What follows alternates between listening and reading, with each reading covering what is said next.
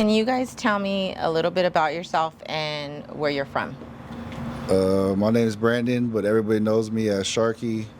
I'm from South Central Los Angeles. I'm from the 50s. To be exact, I'm from Fathers Hoover. My name is Fermi, and I'm born and raised in South Central Los Angeles, specifically out the Crenshaw, Leimert Park area. Yeah. Okay.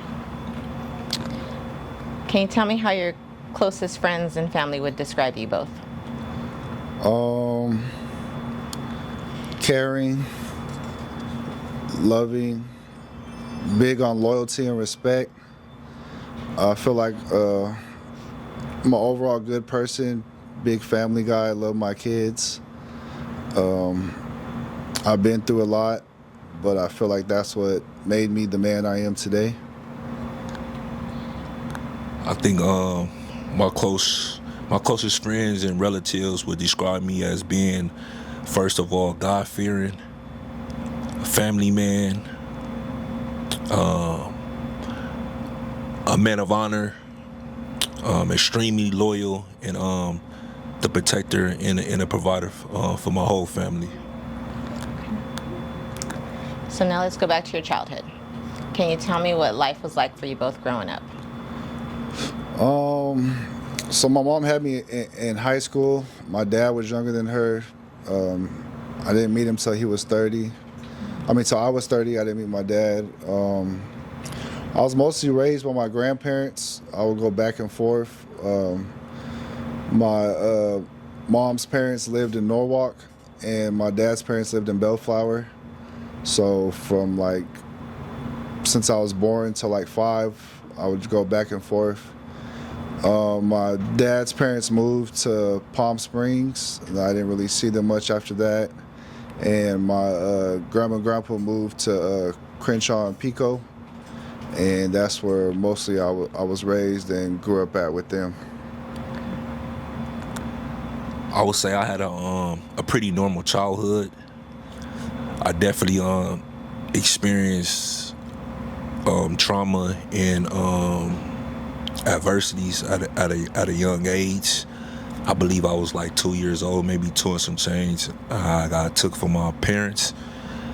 So my granny ended up getting me and my other siblings, me and my 3 other siblings. So I believe from the age of 2 and some change, I entered a foster care system. So I dealt with that growing up, and while trying to just experience being a kid. But back in the 90s, dealing with the child care system and stuff like that, and not having a mom or a dad around, it was definitely a lot. But I dealt with that. But for the most part, I feel like I had a good childhood. My grandma definitely did the best that she can, and she definitely did a good job, I believe. Okay. So I want to go back to your dad. You said you met him when you were 30. Yeah. What was that like for you? It was awkward. It was weird getting to know another grown man as a grown man. It was cool. I seen a lot of similarities. I seen a lot of me and him, but I just didn't feel like the relationship was able to really work out. I feel like I had too much resentment. I feel like he had not resentment, but I feel like he felt bad for not being there. So I don't really feel like he was able to handle his emotions well as well with me too. So yeah, I don't know. We met, we hung out a couple times, but I don't think it was really able to really build a bond or a relationship after me not knowing him basically my whole life. So you still don't have a relationship with him? Nah, we've had a falling off before I went to prison, and he tried to reach out. I'm cool with my sister on my dad's side, but yeah, I'd rather just not have a relationship with him. I think it's better like that. Okay. Do you think you've worked through the resentments you had or held toward him? I don't know. I feel like I got a lot of resentment from my parents, even though I know my mom tried her best. Like, she was never really around. She was never really there for me. I don't blame her for me, you know, being outside and being bad, but I just feel like, you know, as a kid, you need your parents, you need guidance, and I just never really got that from them. My grandparents, they did the best that they could, but they're from Korea, so they don't know LA street culture and how America is, so they didn't really know what was going on. Yeah. So they provided shelter, food, they tried their best, but I feel like I just never had no proper guidance and nobody to really look up to and teach me right or wrong and steer me away from the path that I was headed towards growing up out here. And where was your mom? At work, gone all the time. We always had different apartments. We're always moving. I was always going to different schools. But for the most part, I would just always be at my grandparents' house. That's mainly where I lived at. That's where I like to be at. I was just always outside from a young age. And just nobody just really told me, you know, don't be outside, don't do this, don't do that. And I just basically just did whatever I want from a young age. Okay. What's your relationship like with your mom right now? We don't talk. Okay. So I never got no visits in prison, never got no letters. It just mostly just my friends and my homies put money on my books, made sure I was straight. Always had bad relationships with my kids' moms. So I got 3 kids with 3 different women. That's why we can go down the rabbit hole with all that, but that's why I just feel like I'm just so loyal to my homies and my section and everything, because at the end of the day, I know I could count on them and they'll be there for me, and if I ever need something, my homies, my friends, my family will always be there for me. And you said you were taken at 2 years old. Correct. Around 2. Mm-hmm. Do you have a relationship with your parents now? Yeah, unfortunately, my mother passed away in 2023. She passed away. I got out 25 days before I paroled. But I had extremely good relationship with my mom throughout the years. It took us a while to get there, but my dad, I have a good relationship with him as well. But it took us a while to get there as well too. I tell a story all the time, growing up in the 80s and the 90s, it was just different how it is, than it was back in the days. A lot of our parents was caught up in different things, and whether it was drug use, prison, whatever the case, it was just different. It was a different time back then. But me going through the foster system, and eventually my grandma ended up adopting us, and we became her children. I had a dad. But if I have to be honest, he was in and out of prison as well, and it's like the only reason I feel, and I'm gonna just keep it a man, the only reason why I felt I seen my dad is because I lived with his mother. Okay. So that was his headquarters, that was his mom. So I was living with his mom. But outside that, I'm not gonna say like I had all a bad experience, because I never really had no experience with my dad. When he was there, he was there. When he wasn't, he wasn't. And it was love. But I felt like my mom got a lot of the bad end of that stick, and I blame my mom for a lot. But my dad, me having kids and me growing growing into a young man, I start to see like, well, hold on, my dad need to be held accountable just like as my mom, you know. But I blame a lot of time we blame the mom, but the father is if he's absent as well, like, you know. And I think a lot of that, like I said, had to do with me staying with his mom, you know. But yeah, once I was maybe like 14, 15. And me and my mom relationship just grew from there, and it was just like love. But I had a lot of resentment towards my mom because growing up there, you know, the kids was harsh. You know, growing up, man, you know, we ain't got no mom. You know, I'm fighting all the time because of things she doing in the streets. Even to my family, you know, they used to make fun of me and my sisters because, you know, the choices that my parents made. And, you know, to think about it now, it was so cruel because we fighting with our cousins, even adults, making jokes and stuff like that. And I feel like it impacted me so much to the point that I hated my mom. I used to literally hate my mom. Like, you don't know what I'm going through. I'm fighting at school because of you. I'm fighting my cousins. You know what I'm saying? They feel like I'm fighting the whole world as a child, you know, because of you and your mistakes. Nothing I did, you know, we got to take up for you when you're not even here taking up for us. So I feel like that put a lot on me and my sisters as well. But, you know, we was fortunate enough to get past that. And you know, like a loving mother, you know, she came right back in, you know, when I accepted her in, and we picked it up like she never left. So I'm just so fortunate of that, though, you know. But we started off rough. We definitely started off rough. What caused you to be open to a relationship with your mom again, if you had resentment? What was the reason I had resentment or the... No, what caused you to decide to kind of let that resentment go? Oh, to allow her back in. So I start going to jail real early. So at 13, I was sentenced to like California Youth Authority. So you know, when you're in prison and stuff like that, she just started reaching out. She started coming to see me when I was at SRCC, Norwalk, and you know, then you could get canteen and stuff like that. She was making sure I was straight and just writing me letters. And then just like bro said, like, you know, unfortunately he didn't get no letters from his mom when he was adult, but when I was a kid, that mean everything. You know what I'm saying? Like, I'm really in prison as a kid.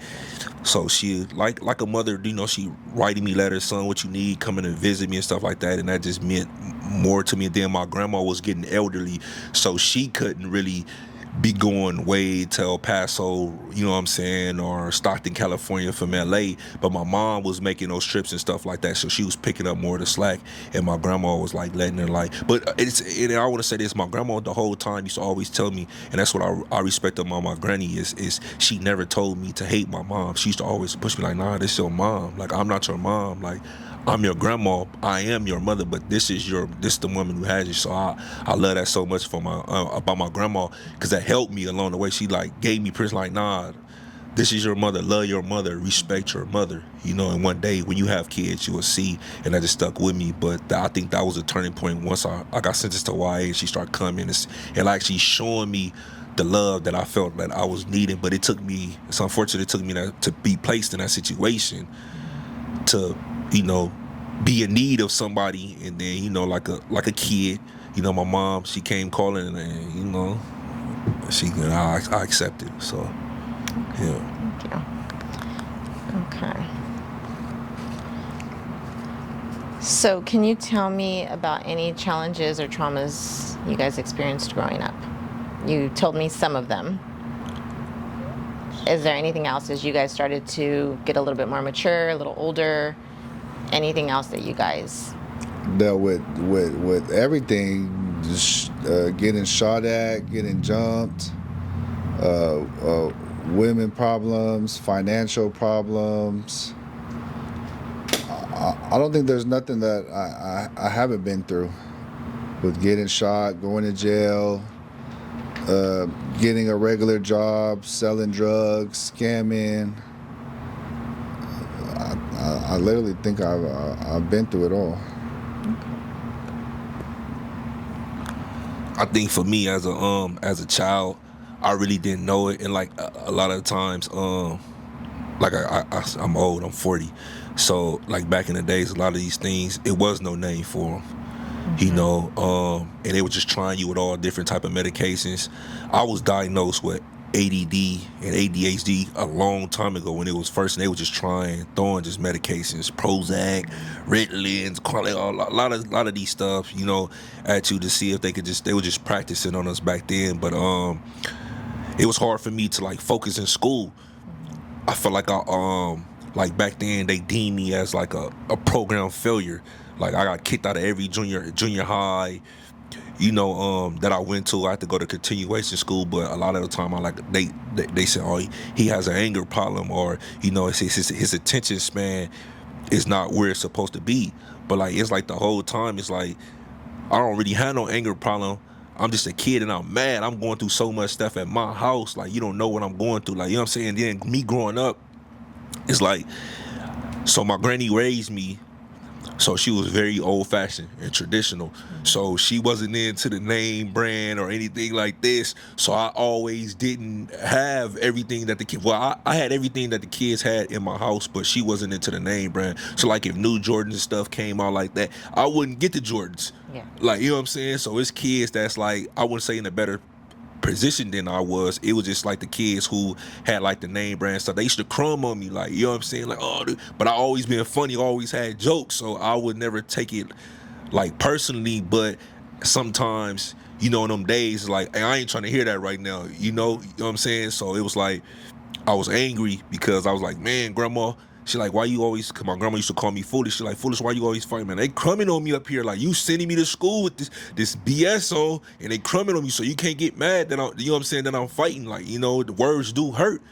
You know, words hurt, and they, you know, when you was a kid, like they hurt even worse. Like, you know, when you're an adult, you able to take, you know, the backlash or be placed under the type of scrutiny. As a kid, you don't know how to feel it. You feel like embarrassed, and, you know, like you out there on the island and stuff like that. So I definitely experienced that before I start learning how to make my own money, as far as like nothing legal, like just selling candy and learning how to hustle and stuff like that. You know, back in the days, we used to have a paper food stamps. It wasn't the EBT. So I used to tell her, like, don't give me no money. Just buy me this from Smart and Final. You should have Smart and Final.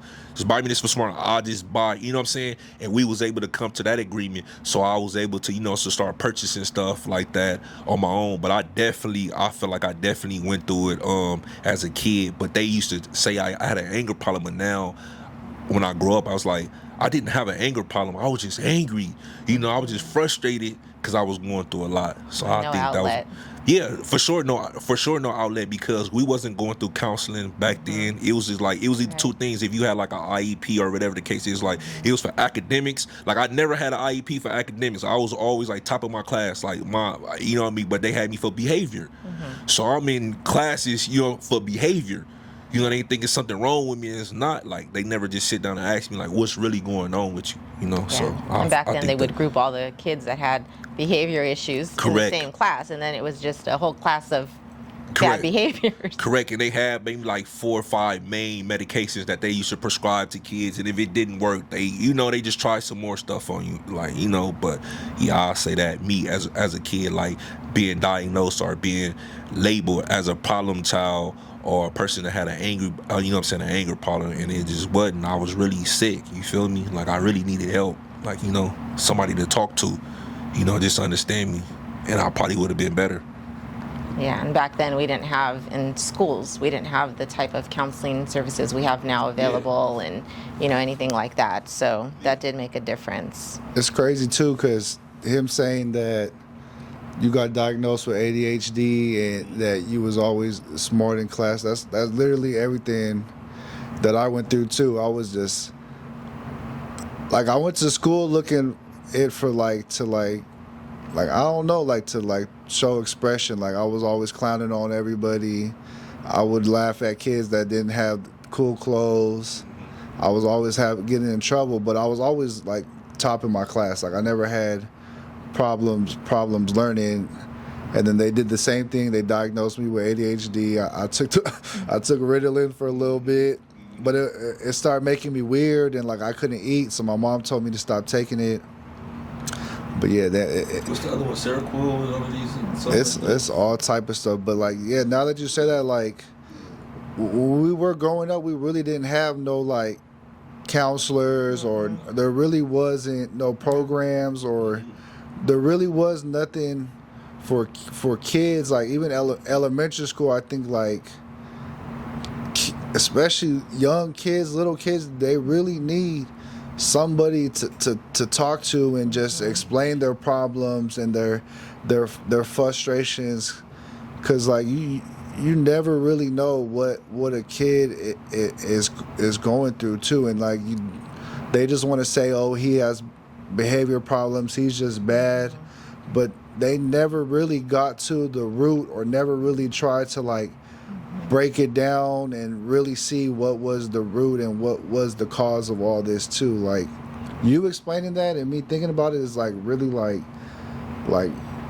dang, like that's how it was. It really how it was for us when we were growing up, and it's crazy thinking about everybody really having the same situations. Back then, if I may, I said real fast, not to go long-winded on it. Back then, I remember in junior high school, all we had was the counselor, the dean, and the ed advisor.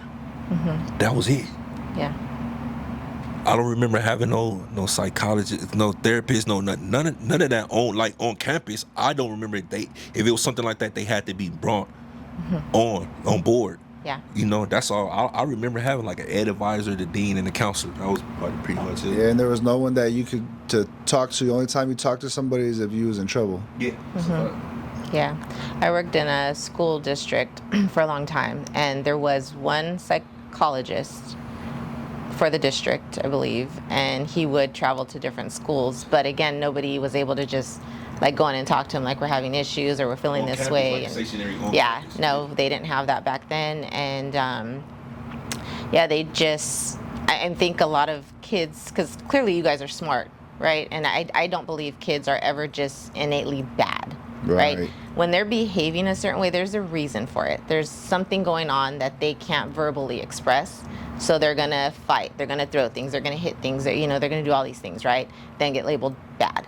And back then, I think it was really a disservice because they didn't have those counseling services available. Where now in school districts, they do have, therapists on site. They have counselors. When I did my internship, I did one of them was school-based counseling. So I did work with, I'd be at schools with the kids that were bad junior high boys. They weren't bad, they were a product of their environment, right? They had learned survival skills in their neighborhood, and they had to behave certain ways to survive in that neighborhood, right? And then they come to school, and they're still using those same survival skills, which is if you disrespect me, I'm gonna hit you, right? But then the teachers and everybody on the campus, they didn't realize that you can't take these kids from these streets, bring them to school and expect them to totally change what they know, right? So they're getting in trouble for the things that they have to use to survive outside of school, and it's just a really unfair cycle, I think, for kids like that when you don't have those services available for them. So no, that's definitely true. Because that was one thing that used to frustrate me, and because they used to get in trouble all the time for things that I knew they had to use outside of school to take care of themselves, just to survive. So, yeah, so that's a very... Well, one more thing I like to point out, and we can move on. What we did have, though? Police. You did have police, yes.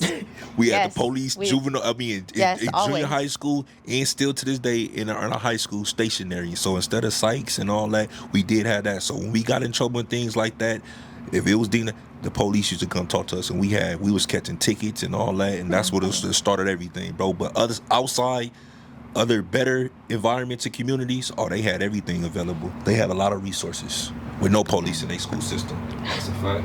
Yeah. Yeah, that's definitely true. So, as you guys are talking about all these things and these experiences and these traumas and challenges, how do you think those things affected your choices? I'll tell everybody, if I had a rich family and I could have grew up in the suburbs, I would have never did nothing I would have did. If I had opportunities, if I would have known better, just anything slightly different, a bit different, something, I don't think I would have went the path I did. But I just that's why I tell everybody, I was the one in my family that made the most money. I was the one that bought my first car cash.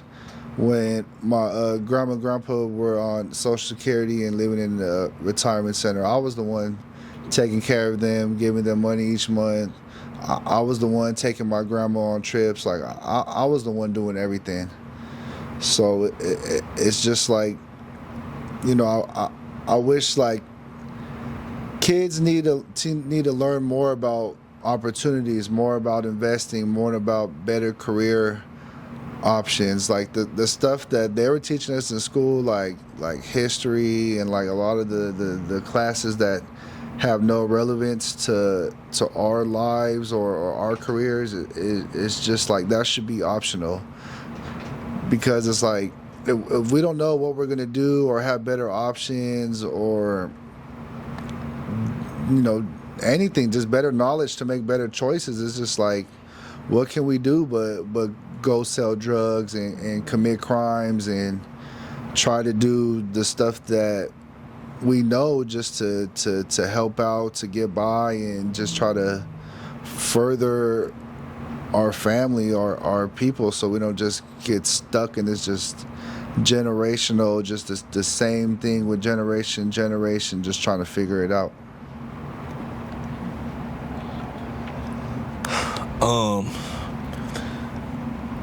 I think my trauma, how did it impact my upbringing? I feel like it didn't really impact my upbringing that much. Again, I just like to say like I was like growing up in that time.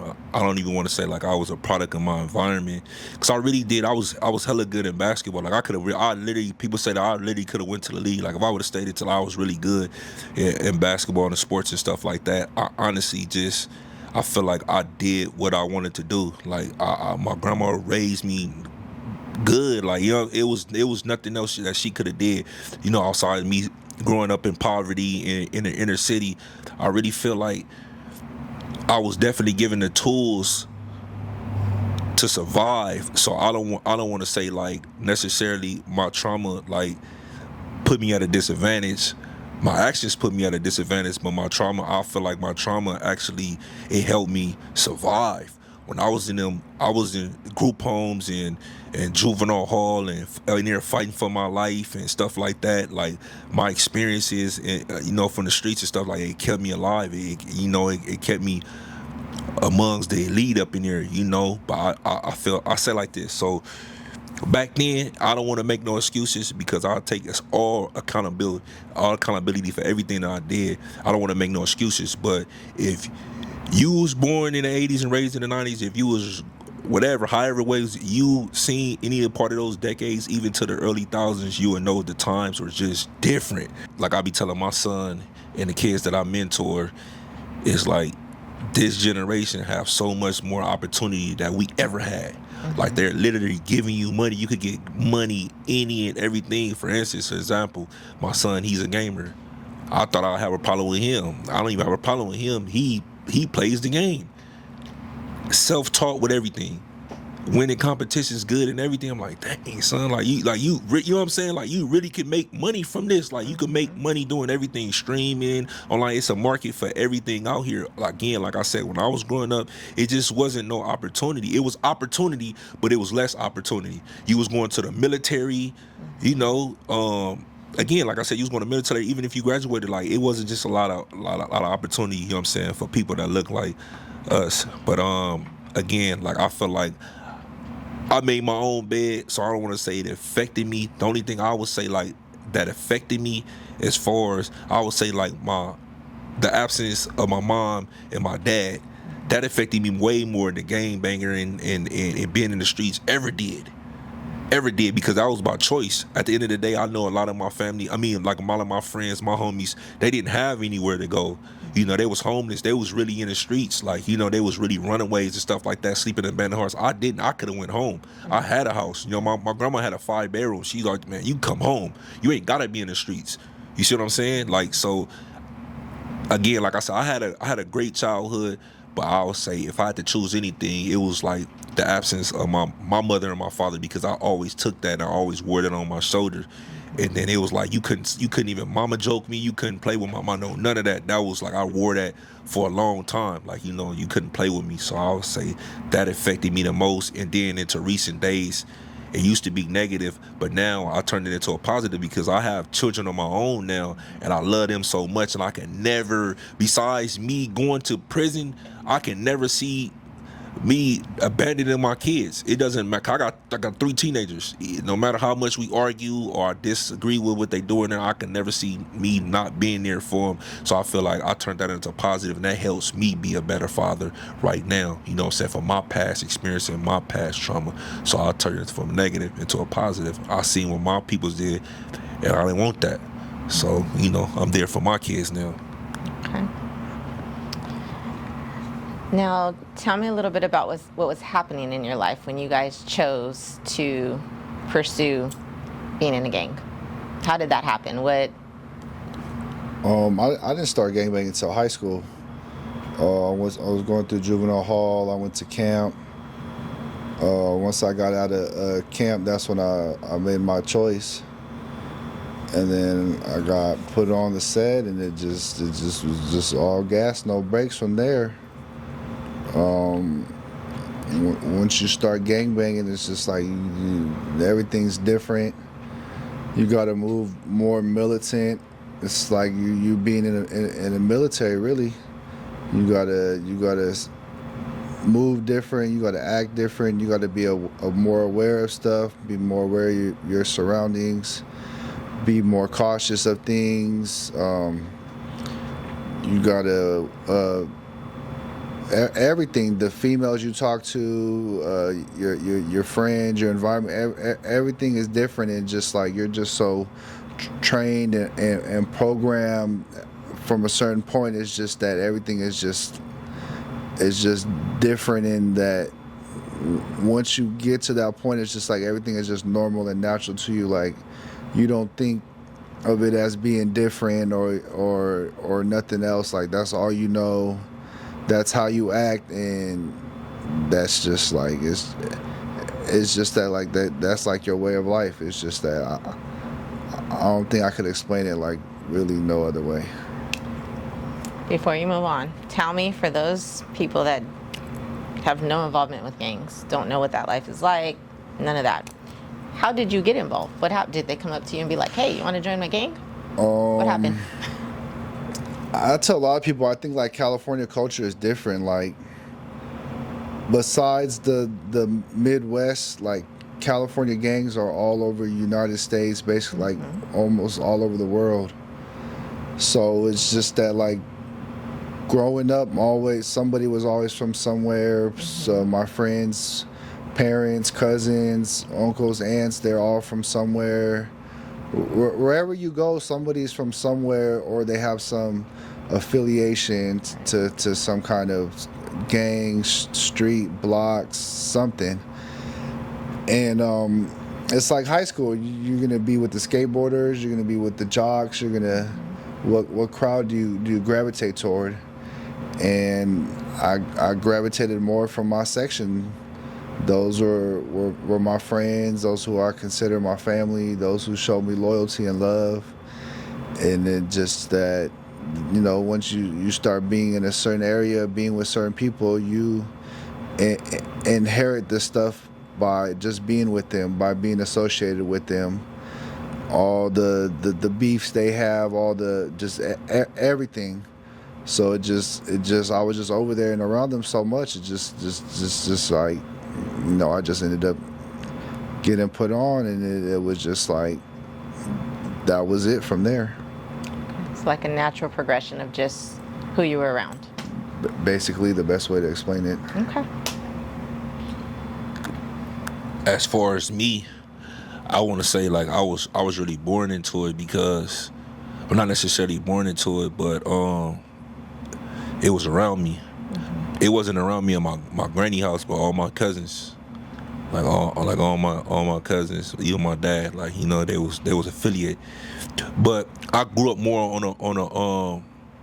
on a revolutionary side. All my families is Black Panthers. My uncles, they all Black Panthers. They come from the Midwest. My lineage comes from St. Louis and Jefferson, Missouri. My uncles were some of the ones, the top members in the Black Panther Party in California. They ran with Huey. They ran with Geronimo and things like that. So yeah. So me growing up, I was always pro-Black. I always was for my people and things like that. So I had a different outcome on life. I understood the power of my Blackness and what was against me out there. So I was kind of raised different. But when you're a kid, you really don't, you acknowledge it, but it's like, this what I want to do, this fun to me. So me outside my house, this what I see outside. Not only that, it's like, I was fortunate enough to like have people that was from my neighborhood and my community that was like higher ranking members. But at the end of the, so that's, I kind of feel like that's what really influenced me. I seen it like, again, like I grew up in a different time. It might seem like cliche or corny now, but in the early 90s, like low riders and all the girls and they just hanging out on the block. It was different back then. Like, that's what I want to be. Like, you know what I'm saying? Like, oh, they got all the money, big knots and all that type of stuff. So I wasn't thinking at 10 years old, because that's what I became full-fledged at 10 years old. So when you 10 years old, you're not thinking about going to college. You see, I started so young, like I stunted my own growth. Like, and by the time I realized what was going on and I want to chase this hoop dream, it's like I'm too committed to this. And then, I'm already in prison. Like, so I feel like I started younger than most. So I feel like I definitely was influenced by the streets, but the streets is not what made me. I wouldn't say that. But so as far as from being from that community, I would say it changed my life drastically, because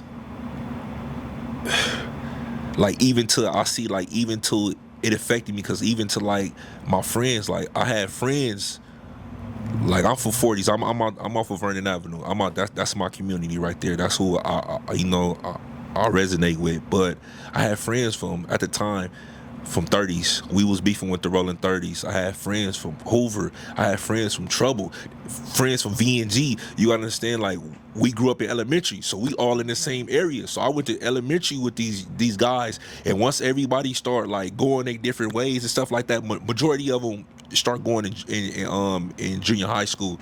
But once they start doing that, it starts separating us. Like like we used to sleep at each other's house. Like we used to play Super Nintendo, and we playing outside on a letdown court and playing games and ding dong ditch. And it's like now we start hanging with certain people. It's like, why you hanging with them? And or this block versus this block. And it definitely changed. Like, dang, like we childhood friends, now we mortal enemies, and that was kind of unfortunate part out of my whole childhood, because I lost a lot of good people, a lot of my childhood friends due to the gangs, not to the streets, but due to the gangs. It's like, how you hanging with him? Like, we don't get along with him, and I never understood that. And we were so young doing it. It was like we don't understand. Like, well, why y'all don't like them? Us, it's just like more, and that's another thing about, being affiliated with a certain community back then. It was more like a brotherhood. It was more like a family. It was no such thing as no back door. That was like rare. Like, now the back door is wide open. Like, it was more like a brotherhood, a family.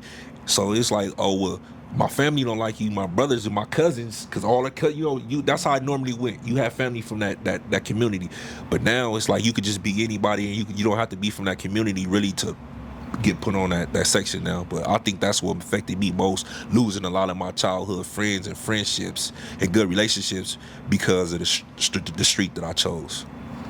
Did you ever, I mean, I know you were very young, so you may not have, but at any time, did you ever like stop and think like, why can't I still talk to these guys, or why do I not like them just because of where they're from? Yeah, I thought about it a lot, and then the OGs and explained it to me. So I had experiences on both sides, meaning that when I first came in, I didn't understand it. I didn't understand the trauma that the people that's out there that's really in the streets they endured, or the experiences they endured, you know, from people that's down the street or the other side, whatever you want to call it, from different communities. I didn't understand that. But when I was 13 years old, I had my own experience, and that's when it really clicked to me. Because you got to understand, I'm 10 years old, I'm 11, I got to go in the house by the street lights. If not, my grandma coming in, you know what I'm saying? I'm literally 10.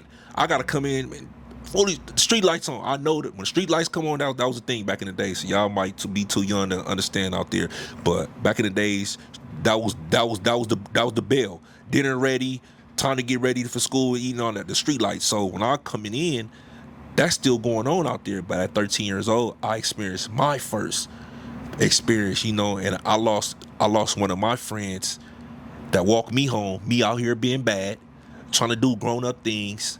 And one of my friends, he was 15 years old, and he walked me home to make sure I made it in the house safely, because I was out there and my grandma was calling, and he unfortunately he lost his life that day walking me home. And so that's when I felt, I'm like, oh nah, this hit home. Now it's real. Now I don't like you.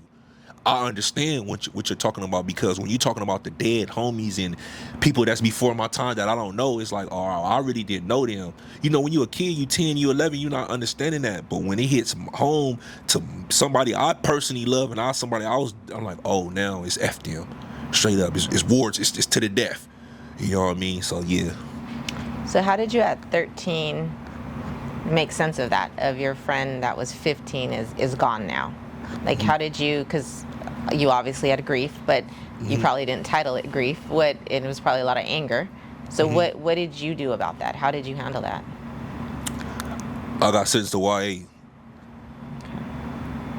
So I ended up going to jail for something, retaliation. We won't get into that too much, but that's how I handled that. And then but that was the first time where I knew it was real.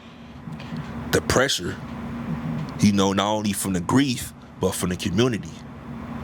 See, a lot of people don't experience, you know, I would say nowadays, and there's no disrespect to nobody, I say nowadays, it's not a lot of, I feel like it's not really a lot, as much peer pressure as it was to be all that you can be.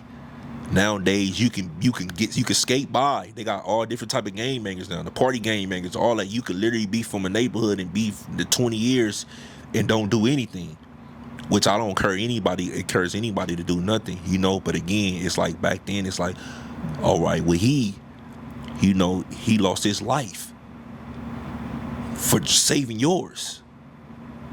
You see what I'm saying? So that was the first time that I experienced like oh, it's real. Like, I just lost my friend, and you know the pressure is there. Like, you know, so I definitely like, oh well, you know, it's real. So yeah. Thank you. So tell me what you guys think that being in the gang, you said it was like a brotherhood and family. What need did they meet for you that you guys weren't getting met somewhere else? For me, it was I grew up an only child. Like I said, my dad wasn't around, so I would look up to my older homies as like father figures.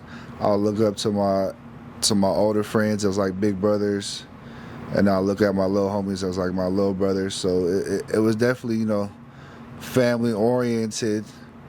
And then like me basically being like a stranger or outcast, or not being born and raised over there, them still taking me in and accepting me and not treating me no different than anybody else. So I just definitely it was just like a family. Like, you got the family vibe. Everybody eats together. Everybody makes sure everybody's has money, is fresh, fly, staying out of trouble. If anybody's in trouble or harm, they make sure that they look out for each other. So just for me, in my experience, it was just like that was my family. So it kind of felt like unconditional love, maybe? Yeah, definitely. Okay. Even though I have a really big family, I was the only boy in my house. It was all women. It was just me and my sisters and my grandma. So I mean, I had my cousin, Chester, and a couple other cousins. My cousin, little dark and 4 extras. We used to go to different houses. I used to go to their house. They used to come to my house, but it's like we didn't stay in the same households. You know, so I was the only boy in my house. But when I go outside, it's all my friends is outside again. So me, it was like more like family. Like they was more my brothers. And then like the voice that they felt, it was like, you know, because I was smart, like I said, I was 10, 11, 12, 13, you know, back in the days, bikes was everything. GT dynos and stuff like that. We had go-karts. So, you know, if somebody seen you had a go-kart or a bike, they used to take your bike or something like that, or your pit bull or something like that. But like, if you were part of that neighborhood, like I didn't have to worry about that. Not saying that I started messing with, because I have, like, again, like my community, I have family members that's, you know, that was high ranking or whatever. But again, like I said, to me, it was more the camaraderie. Like it was more like the family. Like I said, back then it was like a brotherhood, you know. Yeah. So a lot of the older fellas on the block, they was more like my big brothers, and the ones that was around my age, they was like more like my brothers. That's who I played with. And it was literally like back then, like I could have I could have lived in another community, and it could have been that. You know what I'm saying? It was just literally like you said, like either a part of my environment or just the community that I lived in at the time. You know, just fortunate for me, I had family from that community, so I feel like they really weren't necessarily filling voids. It was like we just had good times back then, man. You know, it was more like a brotherhood. I would say. Okay. Did either of you have any adults in your life that tried to, once they saw the path you guys were on or headed toward, did you have any adults that tried to steer you a different way? For me, no. Like I said, my grandparents, that's who basically raised me. They're from Korea. Ain't no Crips, Bloods, Hoover. Ain't none of that out there. So they didn't really know what was going on. And like my mom, like she tried her best, but like, you know, she's young. She had me in high school, so she was still, you know, figuring out her life. She got remarried. She had her own, you know, husband, new family, and stuff like that. So there was like, I don't think there wasn't really no like gang prevention or like other outlets when I was growing up. It's just that, you know, you joined the gang and then that was it. But how old were you when your mom got remarried? I think like 14 or 15. Did she have other kids? Yeah, she has my brother and sister. Okay. But what was I gonna say? I lost my train of thought. Yeah. Sorry, I interrupted you. You're fine. I think it was a whole lot of adults when I was growing up. I'm gonna say yeah and no. When I was growing up, because of course, once my grandma knew, she knew. But my grandma was a gangster. Like I said, she was a Panther. So once she knew that it was real, like all of course, my uncles and nothing, like, boy, you gotta stop, you know, da da da da da. But I ain't gonna lie, once I got sentenced to YA, they like knew it was real. Like it was real. Like they're like, nah, I'm not saying they gave up on me, because my uncle Reesan, rest his soul, God rest his soul, and it's my cousin Forrester's dad, rest his soul.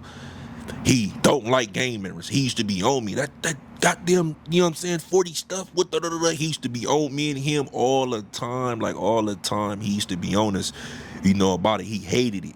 Cause like I said, he was revolutionary. He was radical. He was about business. His people, he, you know, felt that was killing our people off and stuff like that. So he hated it. He used to constantly be on me. But I say once I got like sentenced to YA and I started going to jail for it, he full-fledged. Like it ain't really nothing you could do. And then I spent a lot of time in jail, so it ain't really nothing you could tell a person that's in jail. It's like I don't want to hear that. So I would say yeah, no. Before the YA, yeah. After that, they was like, oh yeah, you know, they just pretty much accepted it all, but my uncle, you know, and everybody else is just trying to keep me safe at that point. Like, this is what he gonna do. Da da da da da da. You straight? You on deck? You like, you know what I'm saying? You got to put, you know, other than, you know, trying to keep me alive. Basically, at that point. Is there anything you think could have changed your path back then? I don't.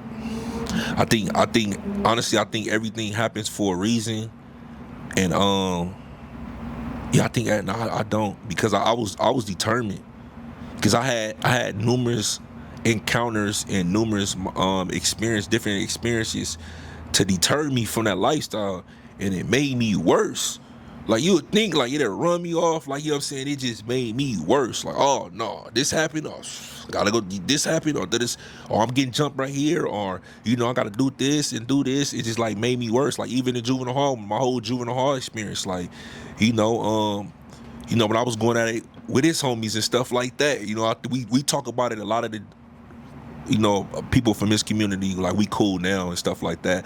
But I remember just kicking their shoes over, pants and shoes outside. We used to play the little games and they pouring water in my shoes. It's just like I hated certain people. Like, it just built fire to you. You know, it's like, nah, it's on forever. Like, you know what I'm saying? So I laugh about it now, but like, I really don't, because it was like everything that was ticking me off, and I feel like going through those certain experiences, it made me worse. But what I will say is, I feel like if you put a lot of these kids, even to some adults, into the armed forces, I think a lot of them have a different perspective at life. I really do, because I feel like that probably was the only thing that could have saved me, that changed my mind and everything. If they would have took me and just sent me to the military, I think then I would have came back with a different perspective. I really do.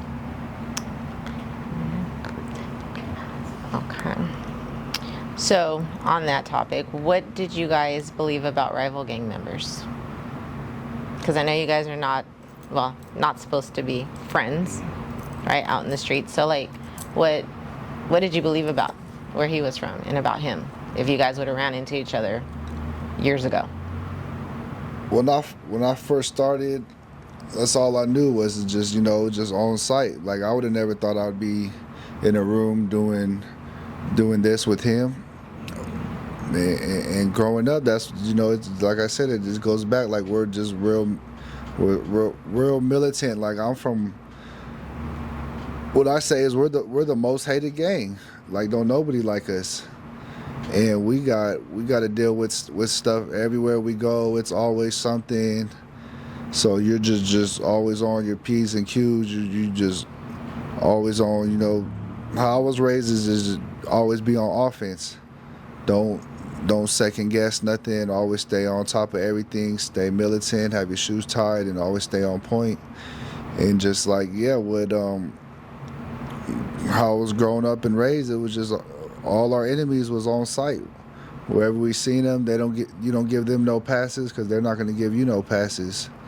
So you might be at the grocery store, and they might be with they kid, and you still gonna have to do what you do. Like, I was at the Food for Less one time with my son, and they caught me slipping, and I don't know for what reason is, I guess they didn't want to do nothing that day because I have my son. But any other time, it just be on site, and you know, that's all I knew. That's all I ever was taught and raised. But like, now, being as an adult, going through prison, seeing what it really is, it's just that, like, what I feel like is just that everybody grew up in bad circumstances, poverty, drugs, just all that. It just clouds your mind and your vision. And then once I started having kids and really getting money and seeing how it was, it just, to me, it's just all just bullshit. Everything that I was taught and grew up on, it's just all bullshit. Like, we could all get money together, we could all coexist. The way the jail system is, the prison systems, they treat us like shit. The courts treat us like shit. Everything is all is fair to say, it's just all fucked up. And until you either get educated or you educate yourself to see you're setting yourself up for failure, is the faster that you realize that all this is not the game you want to play. And you know, thankfully, I didn't get a long prison sentence. I only got 5 years, and I was able to realize my mistakes and learn from them, and it made me a better man. But You know, unfortunately, a lot of people don't get that opportunity. A lot of my homies, a lot of my friends, they stuck in there forever, and they didn't get to see their mistakes before it was too late and learn that new path. And that's what I'm trying to. That's what I hope that I could teach the youth and help them out by showing them that this ain't all what it is. Like, you want to go travel, like you want to go explore the world, you want to be able to see your kids grow up.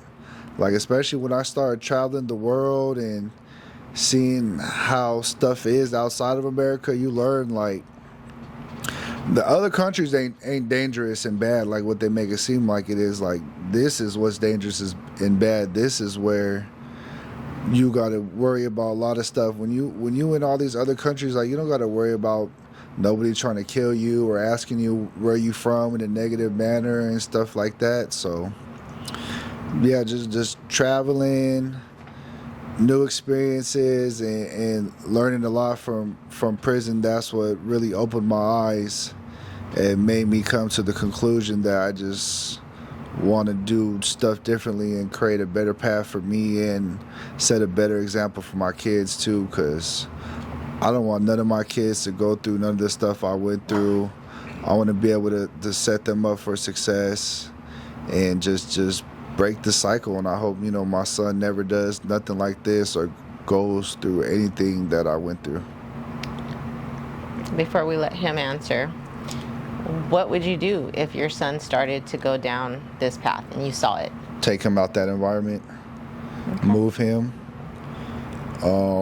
It sucks right now because me and his mom don't see eye to eye. He's in Sacramento. He's been there since I've been incarcerated. But that's always what I would think, like when I would lay on my bunk at night, like dang, I just hope my son never gangs bang. I hope he does. He goes to the right path, and it would just hurt me a lot knowing I'm not there to guide him as he's becoming a young man.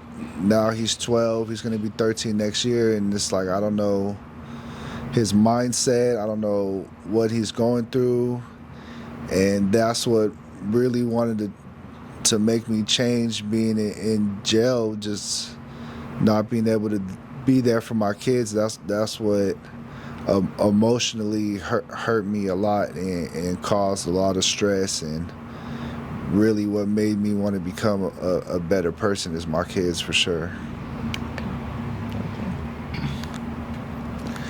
Me growing up, how I felt about rivals, I hated them. I hated them all. Not gonna lie, I hated them all. Not gonna lie, I hated them all, bro. I ain't gonna lie, cause look, so I mean, I'm from one of the biggest communities in LA, period. But it wasn't always like that, especially in jail. So when I was in jail, a lot of his homies, rolling 30s, A-Trade gangsters, that's a lot of them. Like I used to, I ain't gonna say I had it bad, but it was a lot of time it was only me or another one of my homies. Used to be like, you know, but the Hoovers used to always be deep. You know, that's just what it was. You know, the A-Trade gangsters, they original Crips. You know, rolling 30s when we was beefing it, and I used to get jumped all the time. You know, but I didn't break even to YA. And, you know, like I said, I went through my own little personal experiences and things like that. Of course, I laugh about it and we reflect on it all now. You know, but as a kid, because it's like the more that happens, it's like the more it seemed like it gets you angry.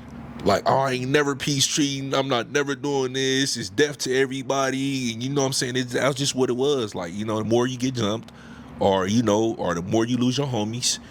You know, from both sides. I'm pretty sure they was feeling that way about me too. But then growing up, you're taught to like say for him, Sharky, for instance, like he been viral before he got out of prison time. Like when I see him on the internet, I didn't like him.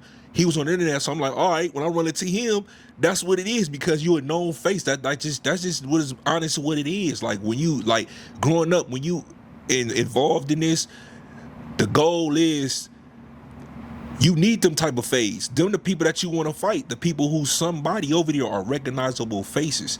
You get what I'm saying? So it was like back then, it's like anybody who had a name, like I needed that. Like going up in jail, and a lot of them, as far as me as well. So I didn't like them. You know, I never thought that I'd be here, you know, on a path to peace and prosperity and togetherness and unity with my people. Never in a million years. That's why I say, like, God has his plan. Like, I think everything happens for a reason.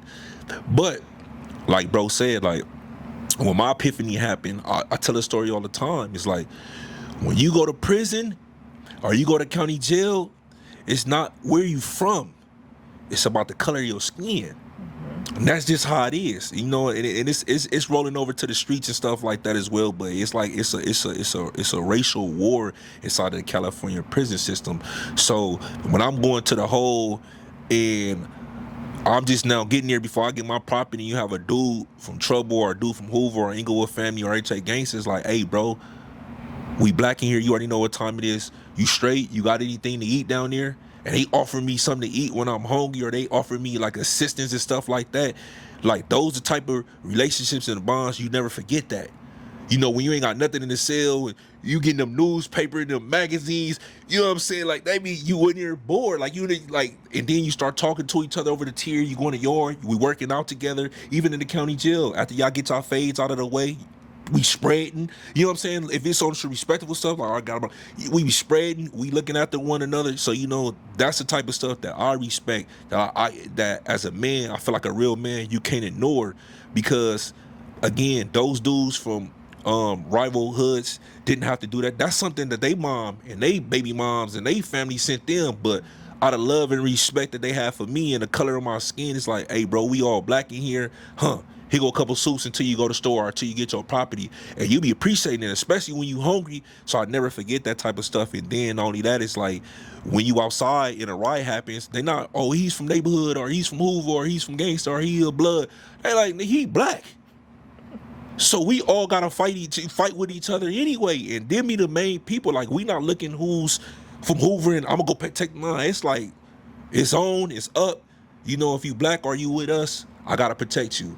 So that's when my epiphany came in at, and then that's when I started looking at life in the gang culture different, period, because it's like, hold on. I just literally just was outside beefing with y'all, but I come to jail and I'm spreading with you? Because we all got to get along on it, unless it's some type of, I don't care what nobody say, especially when you're on these high yards, everybody big dog up there. So, and you on them high yards for a reason. You don't land onto no level 4, 270 or no 180 for no reason or no accident. You get what I'm saying? So when you on these yards and you see the peace, it's like, hold on, we playing basketball together? You know what I'm saying? Like, we protecting one another. It's like, but we just came from the streets, and the same people that we came from the streets and they OGs and they whatever, they like, hey, yeah, we ain't on here. Hey, youngster, we ain't in here on that. It's like, huh? So I'm risking my freedom, my life, everything just to come up in here and be cool with them anyway. I can't stand you on the streets, but I come to jail and I'm eating with you. Hold on, what's going on? I can't stand you on the streets. I don't like you, you don't like me. We don't even know each other. Half the time we don't even know each other, some do. But I'm coming here and I'm playing basketball with you.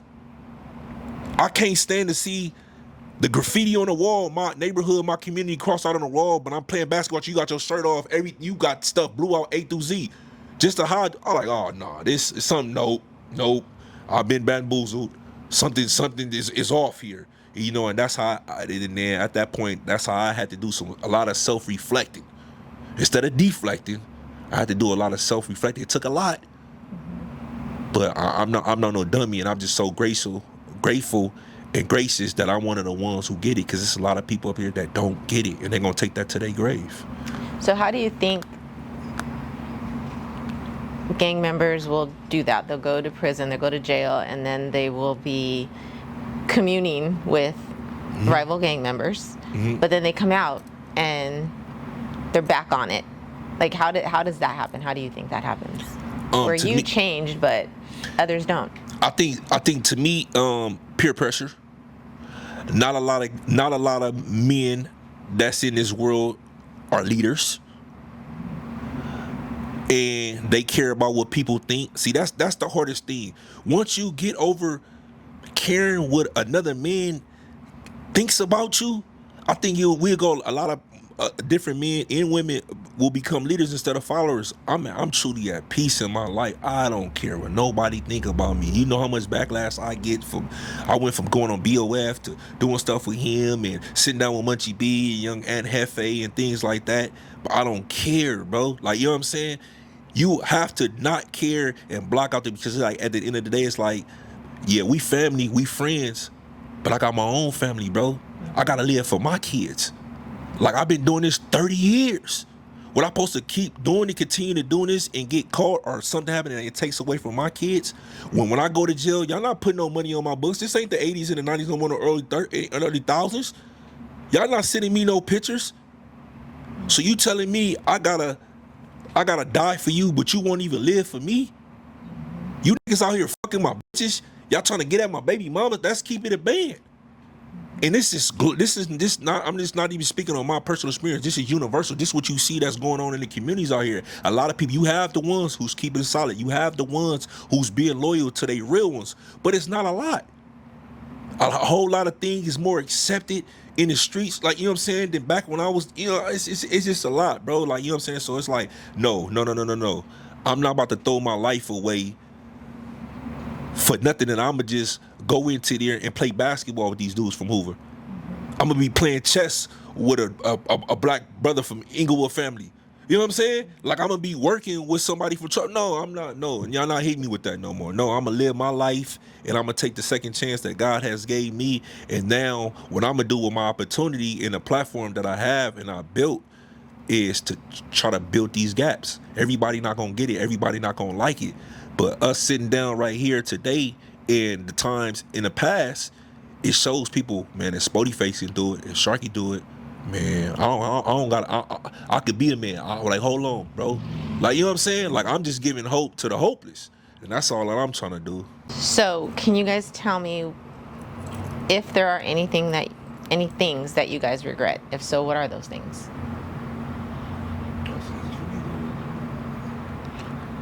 I feel like I regret it all. To be real, when people ask me, do I regret getting tatted on my face and all that, I say, yeah. How many opportunities I missed, how much this stopped me, how much I get judged and looked at just for even being tatted. And when I go out of town or out the country, I have to explain to somebody, like, this is the culture. Like, you'll see 12, 10, 11-year-olds with full sleeve tattoos. Like, you'll see kids with face tats in middle schools in LA. So, like, it's not abnormal for us. It's just like how it is growing up. I regret it all. I regret being reckless. I regret having multiple kids with different women. I just everything. I wish I would have been a square. I wish I didn't gangbang. I wish I didn't have these tattoos. I wish I would have, done everything the right way, had a career, paid taxes, lived my life the right way. But, unfortunately, that wasn't the decisions I made. And I am where I'm from. It is what it is. I'm always going to be where I'm from, but I'm not going to be an active gang member no more. I'm not going to be riding around the set with a gun, tripping outside with the homies, smoking and drinking and doing reckless stuff. Like, I'm on 2 paroles right now. I have another chance to do this right, and I don't want to lose that or give that up for anybody. And I want to fix my relationship with my kids, and all the stuff I missed out on. I want to try to fix it and do it right now. I want to take advantage of my second opportunity. And if you don't see, or if you're not happy for me trying to better my life, and if you don't want to be on my side for doing positive and trying to do right, I don't need you in my life at this point. Because I'm 35. Like, what else can I do? I done been shot for this. I done went to jail for this multiple times. I done went to prison for this. So it's like, what else could I do? Like I never snitched on nobody. I never told. I never turned down a fade. I don't have bad paperwork. So it's like, I don't understand what else I could do for this besides die or get life in prison at this point. So it's just like, I just want to be there for my kids. I want to have legit legal businesses, and I want to show the youth, like, you got a chance to change before it's too late, and you end up like me or worse. Because it's a lot of names I got tatted on my back that ain't here no more. It's a lot of my friends that didn't have a second chance. And I know a lot of people have a lot of friends or family that don't have that opportunity to get that second chance, unfortunately. So I feel like I want to be able to show the youth. I want to be able to show the kids that are going through stuff, struggling with gangbanging, or if they want to gangbang, struggling with going through things at home, at school, dealing with mental health, trauma, anything. I want to be able to show them that you're not alone. You're not the only person that goes through stuff, that went through stuff, and that there is places that you can go for to get help. There is people you can talk to, and it's not too late to make a change and to better your opportunity and to go down a different path. I feel like out of everything I experienced in my life, I don't regret anything, but it's two things. The whole time, everything, because I feel like everything that I ever done is it's been because of my own doing. But what I do regret is the time that I missed away from my babies. I felt like my actions. It's been times, like I said, like I'm in the yard, I'm full-fledged game banging, just caught up in the prison life, acting like I got life up there and I don't. And I caught a lot of time. I caught 8 extra years on this prison term that I did this time. So it was two things in there that I can never get back. I can never get back the times with my kids, and the feeling when your daughter telling you lying, you say you come on every year, like, that feeling. Then ultimately the relationship with my mom. I paroled after my 12 and a half years. I paroled June the 28th, 2023. My mom died June the 3rd. 25 days before I was supposed to parole, my mom, she couldn't fight anymore. But had I not been so indulged and so worried about being a real nigga and standing on toes and not letting nobody disrespect me and not letting nothing slide, I could have been home, bro. I could have been home 8 years, like 8 years. So I think that'll stay with me for the rest of my life, knowing that I was the cause. Nobody else. I was the reason that I didn't get to see my mom on the outside again. So I think that's what stays with me, and that's one of my biggest regrets outside of just missing the time with my kids. That's why I say it like that, because you got to put yourself first. Because the streets it's just never ending. So it's like, when are you gonna put yourself first? When do I supposed to be a father to my kids? When am I supposed to have fun for myself, enjoy my life? Am I supposed to just continue as ever evolving door, going to jail and doing things illegally, like, take away from my life? I'm never supposed to love my family or never take time to myself. That's the type of questions that we have to ask each other. You got to do what's best for you, because I guarantee you, in any survival situation, that next human being is going to do what's best for him and his every time. You know why? Because it's human nature. You see what happened when the pandemic, officer? You see about when the people was out here about to kill each other over hand sanitizer and toilet paper. Yeah, they were. This is a fact, bro. They was ready to loot, breaking into each other's house. Just imagine that, though. You got to do what you got to do to survive with your kids. If they hungry, you got to go do what they, you know what I mean? It's just human nature. So, yeah, I just choose me now. Basically, the moral of the story, I regret choosing me so late. because I could have avoided a whole lot of situations had I chose myself, you know, a little sooner. Well, both of those were very powerful, I think, you know, and very honest. So, those are, I mean, regrets are a hard thing to hold and keep, right? So I do hope that both of you are kind of working through those things. Hard to admit, hard to come to a realization, hard for especially as a man to admit your flaws and your wrongs and stuff like that. I think a lot of people have that problem. I feel like I still go through that problem, but I feel like I'm getting better with myself, and I'm getting better with communication and explaining myself more and being more open emotionally and verbally now than just holding it all up and compressing everything. I feel like that's what I learned a lot in jail too, a lot of reading a lot of books and just being able to be vulnerable. I think that's the part of growing up, and it's the kind of stuff that I've been experiencing lately as an adult, especially. Yeah, and I think vulnerability it's hard for everybody, but I think in our society, more so for men, right? Because men are taught to be strong and you don't have feelings and it's not okay to cry and all these things, which that's not true, right?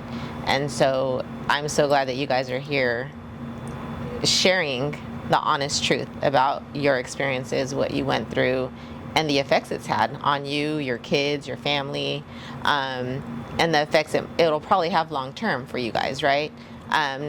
Because you guys can do, you know, therapy and do work, but there's things that stay with you forever, right? So I think this is really good, and I really appreciate that you guys have been so honest and vulnerable. We appreciate it's you not doing easy. this for sure. So you guys have kind of told me like things you regret. What do you guys think you've lost because of your choices? Time, opportunities, money. When I got indicted by the feds, I lost everything. I was doing good. They weren't legit businesses, but I had my little business. I was making a couple $100,000 a year. And I just learned that all the stuff that I was doing illegally, I could do it legit. That if I'm able to have the mindset and the creativity to do the stuff I was doing illegally, that now I could do it legally. I could just reset and do it right this time. And just time. That's why I understand when I was younger and the older homies would tell me don't take this for granted and enjoy your time and stuff like that. I never really understood it. But now I get what everybody was telling me when I was younger, and I'm starting to understand and realize what everybody used to preach and tell me. And yeah, the biggest thing I feel like I lost is time. Yeah, that's definitely at the top of the list. But again, I have to agree too. I say doing this whole ordeal, I lost everything too. But I would say a lot of people say, you know, there's nothing more precious than time. But in most instances, I would have to agree. But in mine, I would say I have to beg to differ, because I feel like doing this whole course of just, I feel like I lost myself, bro, and I feel like that's more important than anything, because when your mind is so clouded, and because everything is solely based off of the streets, and it's based off of structure, it's based off of rules and politics and things like that. So you're not necessarily even thinking for yourself. You're programming and you're wired to think for the streets. You think to program and instructed for this for this entity. And I feel like you're not even thinking for yourself. So I feel like so too many times, too often, I didn't make the decisions in the interest of myself, in the best interest of myself. I made it for the game, for the culture,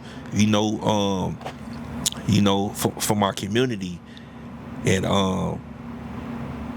and I mean, now that I see clearly now, it's like, golly, I just feel like a lot of those times, like you can't be thinking in the right state of mind. Like you're doing 2 or 3 years in the shoe, keep going back into the same stuff, like a revolving door. Like, oh, he dissed the set, or he got the hood whacked out. You need to do, you know what I'm saying?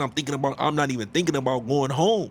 And it's crazy to say, like, you know what I mean? Like, it's just like how I was possessed. Like when you sitting in the prison yard and you're not thinking about going home, it's like, yeah, I want to go home, but I gotta go psycho him right now. I gotta go try to, you know what I mean? Like, you got the hood what? You got the hood right there? He said, no, what? What's his name?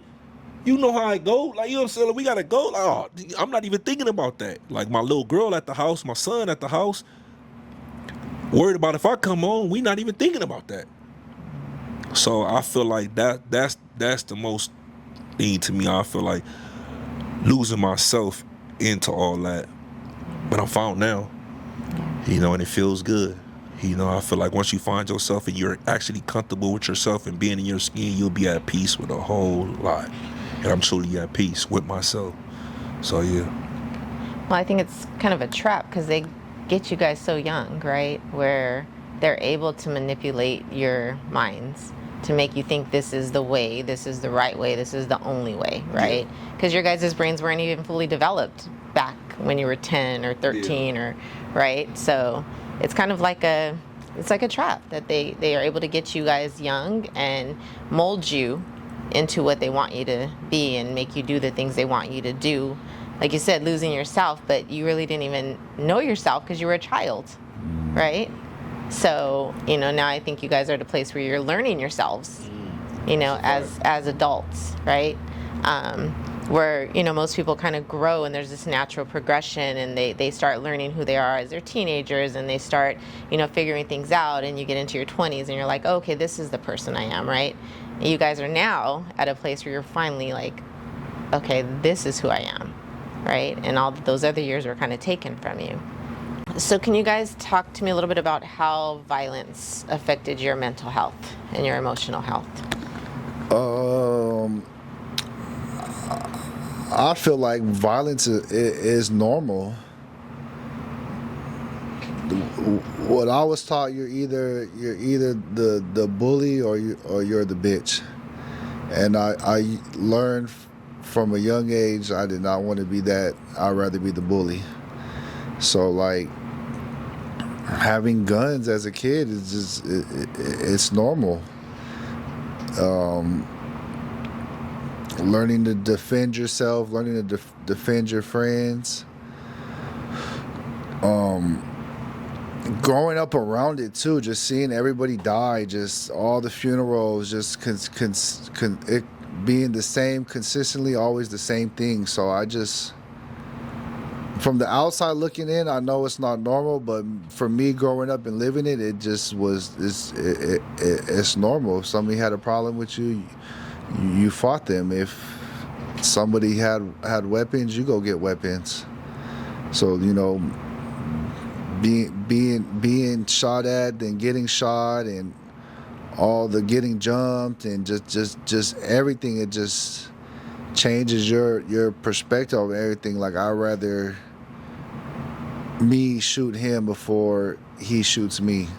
So that's why, like I said, I just always felt like I was just always on militant mode. I was just like, it was being in the military, you want to get the enemy before the enemy gets you.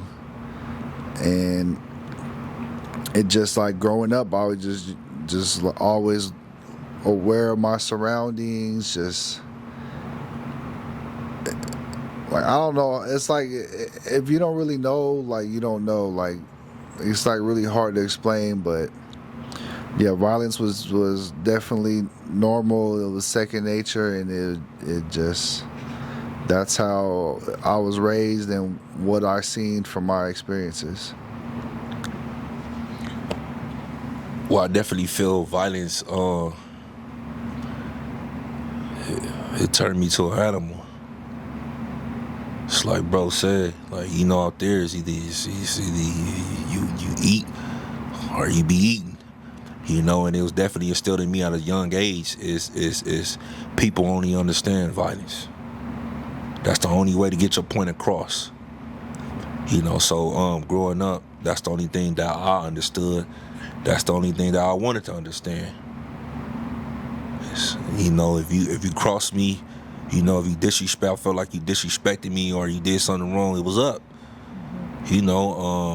I grew up in the system, so it was more like necessarily like me hands-on and stuff like that. Mutual combats and stuff like that. Sometimes it wasn't so mutual, but it was given from both, from both sides. There's been plenty of times I've been beaten to the ground, jumped and packed out and stuff like that, and I'd have been on the other side too, but it's so sad, bro. It's so sad because for a very long time, up until recent years, I thought that was the way. I thought that was the key. Even in biblical days, it was Vikings and it was barbaric, so to say. And then the eye for eye thing, But in recent years, I just come now I'm like more of a grown man, and I see now that I have kids, and even though I be want to go upside their head sometimes, it's like I can't do that with my kids. So it's like instead of me putting my hands on them, it's like no. You need to work on your parenting skills. You need to work on your life skills. You need to learn how to use your words. Like literally chastising myself. Like I'm a little boy and the teacher no, use your words. I have to go, I have to work on myself. Instead of deflecting, I have to reflect. No, you need to get better at this. So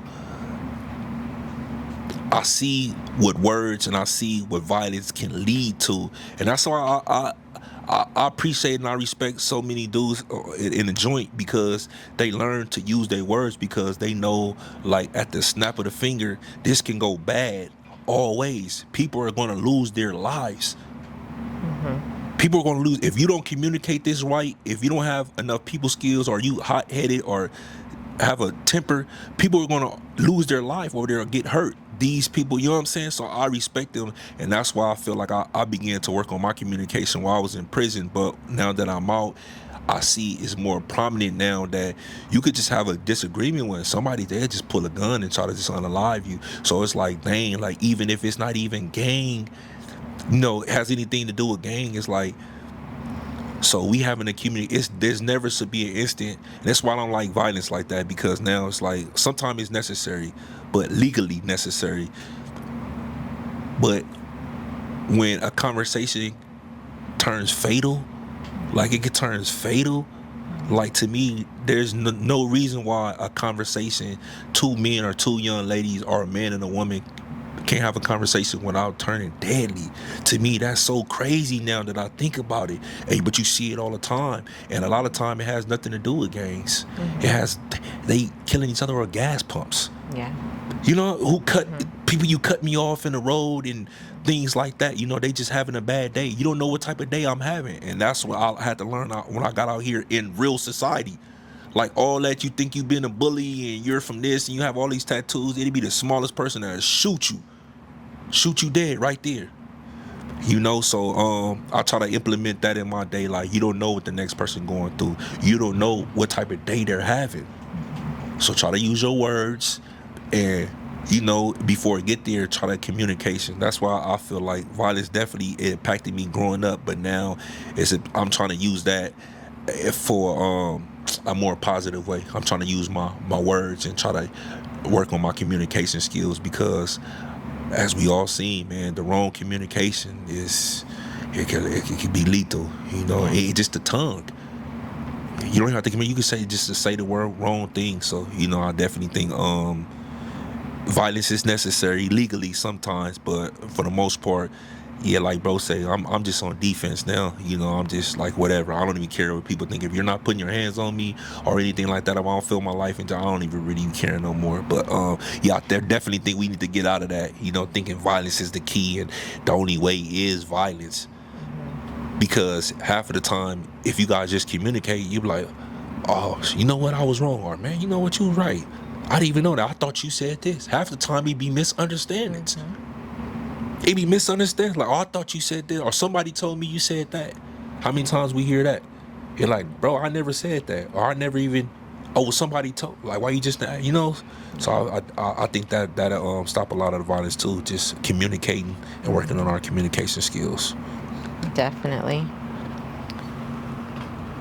When was the first time you guys realized that your lifestyle was causing you something important? You said when it was causing me what? Something important. When did you realize, like, this lifestyle is taking something from me, or? Till I had to sit down and do the time. That's when I was able to self-reflect. I was moving so fast from 20 to 30. Didn't get into no trouble, or so I thought. And then once I got indicted by the feds, I got shot that next month right after. I'm on crutches, going to court, seeing my name versus United States of America. So I would just everything just hit me like a train. It's just like, dang. Like, I'm not unstoppable. It is consequences to my actions.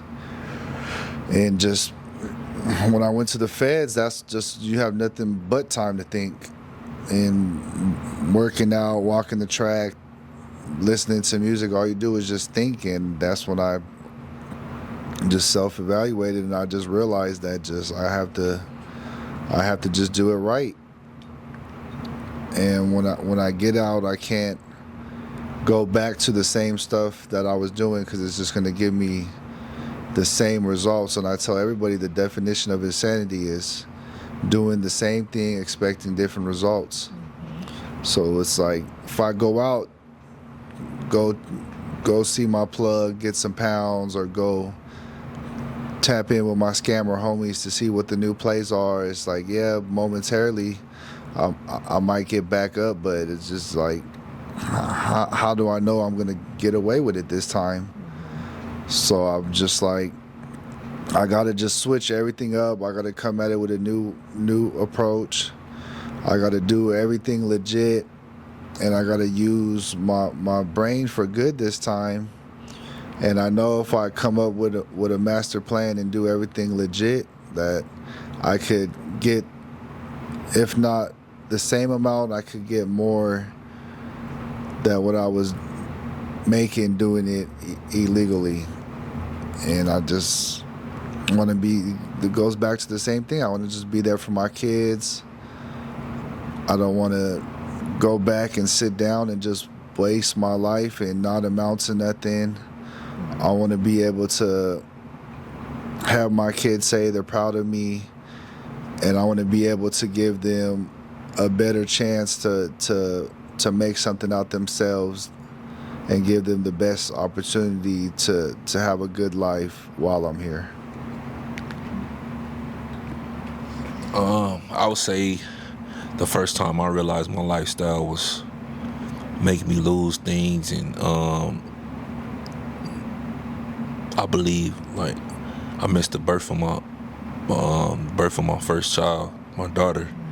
I like, oh yeah, I'm on violations. I'm missing births of my kids, and then, you know, when the birthdays come up and stuff like that, and people dying, your family members dying, and you in jail, you can't do nothing, and stuff like that. You know, stuff just happening on the outside world, and you're not there.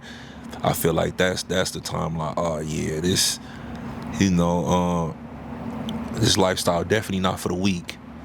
You know, yeah, I feel like that's the first time. But I want to say this though. I won't be long-winded. I want to say this because before I had, well, even when I had my first daughter, but for sure before I had my daughter, it's like I feel like a lot of times with black people, and I'm gonna say black people, I'm gonna speak in the iPhone. I can't say about any other culture. I feel like, and I watch it all the time. I know because I was one of them. I feel like our worst enemy is youth.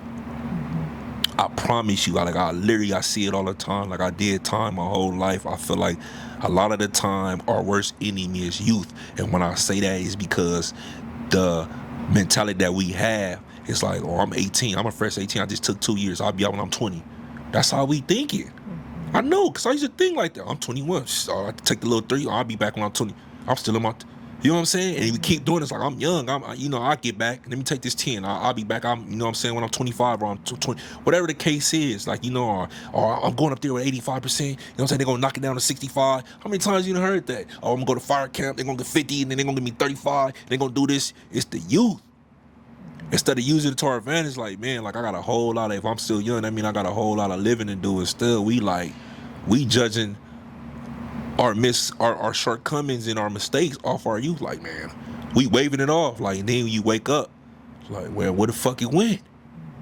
Like, I'm 40. I'm like, dang, I'm just now starting to enjoy my life at 40. So I would advise, you know what I'm saying, the people and the kids that's watching this out there, man, take full advantage of the youth. Not only that, appreciate it. Appreciate it. Not only appreciate your youth, appreciate the second opportunities that you're breathing, because you know how many people that didn't get a second chance, they not here no more. They're not, either they on a yard somewhere that they never going to come home, or they somewhere in the ground with no second chance. And you out, you free, and you're alive, you're breathing, you got all the space and opportunity in the world. So please take advantage of it. Yeah, because your youth comes and goes really quick. Facts. You blink and you're a lot older than you were. I still remember. I still remember when I was 13. Like, Yeah, like, right. 40. Yeah, it goes fast. Definitely do.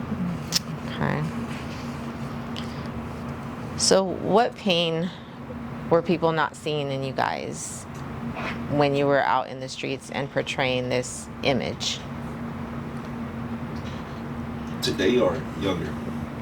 The pain you had then, like when you were in the streets and you had to portray this certain persona, right? Because you couldn't be vulnerable, you couldn't be weak, you couldn't cry, you couldn't do all those things. So what pain did you guys have inside of you that other people knew nothing about or couldn't see in you?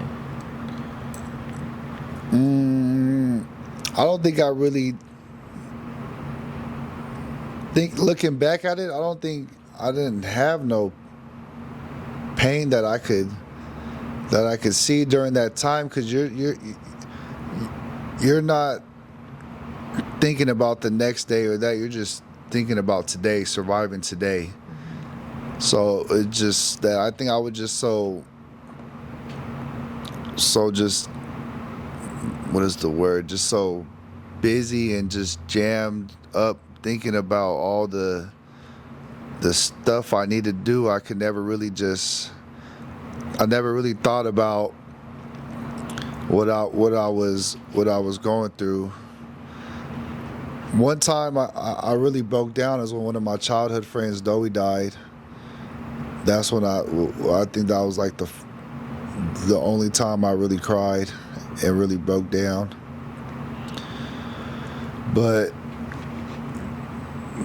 pain, like, I don't know, like you're taught not to show no emotions. You're taught not to show no fear. You're taught not to express your emotions. So I feel like I'm so good at hiding my feelings and being numb to everything that I don't think I know what pain is. Okay. To this day, you don't think you do? I just think I'm so messed up that I'm so numb to stuff that I don't know. Like I can't cry no more. I can't get sad. Like I don't know. Like I'm so used to people being fake and letting me down that it's normal. Like I'm so used to depending on me that that's like all I know. I'm used to everybody being janky, fake, and I'm so used on depending on me. It's just, I just think I'm just at a point where it's just like, yeah, that's all I know, and I don't think I could even like describe pain or hurt or nothing. Like, yeah, I don't know. Okay. If I look back, I think the pain that I was carrying around, that a lot of people didn't know that I was carrying around, I'll say like my childhood, man. Like, it took me a long time to get over. Like I said, I was explaining earlier, like being taken from my mom and my dad, growing up in a foster care, growing in and out of group homes, and just as a kid, bro, like just feeling like you ain't got no mom and no dad, and everybody else does. You know, as a kid, wanting to just fight people just because you got a mom or you got a dad or you acting like you're better than I am. You know, just not having what I felt I wanted growing up, and to have to be placed under that type of scrutiny, to get clowned and crumbed on in school and things like that. You know, it was a lot of hidden animosity, even towards my family members. Like I said, like, the times were different, you know, back then, but thinking about it now, like, it was so wrong for, like, adults to be talking about your mom, your dad, like, right in front of you, because it made me dislike them, but it also made me hate my mom and my dad at the time as well. And, like, used to be, like, so embarrassed, like, so ashamed of something that I didn't even do, you know, or they caused me that heartache and they pain. So I feel like I carried that around a long time, and then nobody until I was grown, like, really knew that. They didn't know that at all. And I speak about it openly now because, like I said, I'm at peace with it and things like that. But I feel like I carried that around a long, long time. So I feel like that's the pain that I carry around that nobody knew I was carrying around.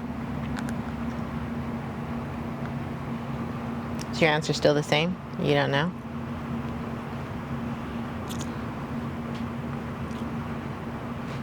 I think it's just so normal. Like, I wouldn't get jealous of when I seen my friends having relationships with their dad. It was just normal for me not to have one, and it was normal for my mom not to be around, and it was normal for me not to ask nobody for advice. So, like, that's why I say, like, the pain is normal. Like, what is the pain when that's all you know and been through? It's like you get numb to it at some point. What are you gonna keep crying for if it's always gonna be there? So I just feel like I'm so used to pain and hurt that my brain and my body just numbs it and just blocks it out to where it doesn't even matter anymore. It does matter. You just have pushed it down so far that you don't feel it right now. What I came to the realization was that I told my girl when I was in there that prison, for me, it's not scary, it's a mental challenge. And that I told her I knew I was going to need some kind of counseling, therapy, something when I get out to be able to explain all the stuff I've been through and went through to get it all out of me. Because I knew all the stuff I've been through, it wasn't normal. And I knew I needed, one day I was going to have to talk to somebody, get some kind of professional help, just for me to get a better understanding of myself, and how do I explain it? I just knew what I was going through wasn't right, and I knew I had to talk to somebody about it. I guess you could say it like that. Did you? Have you? No, I haven't yet. I still know I need to. I tell my girl all the time I have problems communicating. I always shut down. I always get too quiet.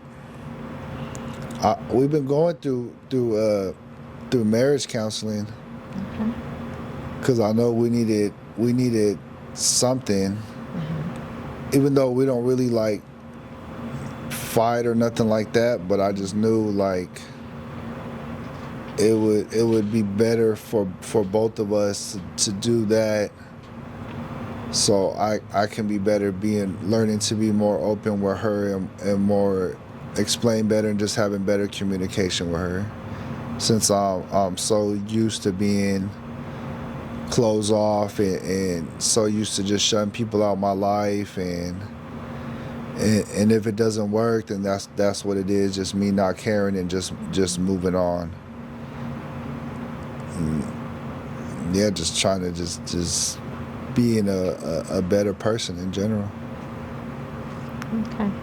Well, I hope you do start to get the help that you need, because I do know just from talking to you in this short time that there is pain in there, a lot of it, that you've just kind of pushed down for so long and so far that you are numb, right? But that doesn't mean it's not there, because it is. So and it will help you to be a better person overall, right? When you're able to get these things out of you, because all those negative feelings and emotions like poison in your body, right? So it's important to get that out of you, and it helps you to be just a better human overall, right? Better father, better husband, better friend. So I do hope you make that choice soon. What would surprise people most about your experience? In which way?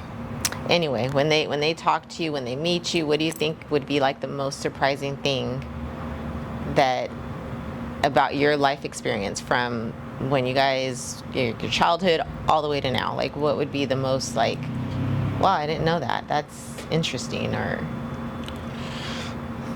I think with me it's everything. Being Korean and Puerto Rican from a predominantly black gang, the stuff I went through, the life I lived, the money I ran through, the cars, jewelry, the traveling.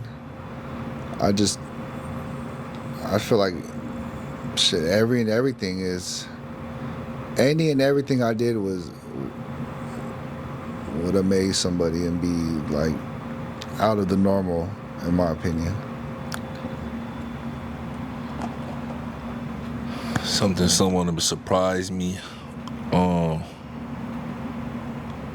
that I'd be surprised by. I think that by me saying that I needed to experience a lot of that. I feel like a lot of stuff that I experienced, I needed to.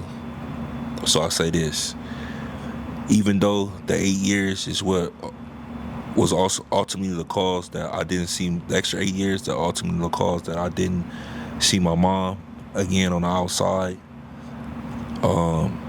it's probably what saved my life. So when I say that I needed that extra 8 years, I feel like that definitely surprised a whole lot of people. I was supposed to parole in 2017, October 31st, Halloween 2017. Had I got out October 31st, 2017, I probably would have came back for life. I probably would have been dead. Because the man that you see sitting in this chair right now next to Sharky, that wasn't me. The man that you interviewing today, I was a whole different person back then. I was gonna get out on that, for a whole lot of reasons, and I still had vengeance inside of me for a whole lot of reasons, and my heart wasn't. It was just right. My mind wasn't right. My heart wasn't right, and I just was a different person in a different place in my life. So I 1,000%, without no doubt, even though like it cost me the relationship, to see my mom one last again, I needed it. And to be honest, I know for a fact I wouldn't be here. It's like I'd be in jail for sure. I'd have been dead. But the key reason why I said I needed that is because it beat me into submission. Like that 8 years broke my back, literally took all the fight out of me. Like doing 6 years and had to turn around and go do another 8 years with 85% when you at the gate, it's like I was defeated.